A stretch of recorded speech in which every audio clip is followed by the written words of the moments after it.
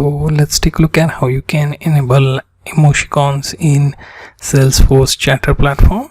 So what we'll do is log into developer dashboard, then in quick find we can type in chatter and we will get the chatter settings. So click on chatter settings, and on that page we have to check for allow emoticons option.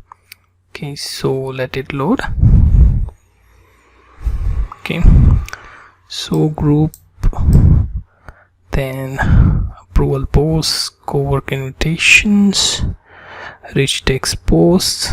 Okay, enable actions, allow emoticons in feeds. So to edit this, what we have to do is click on edit. Okay, scroll to the part where you have to enable disable things, allow approvals, allow emoticons, and save it.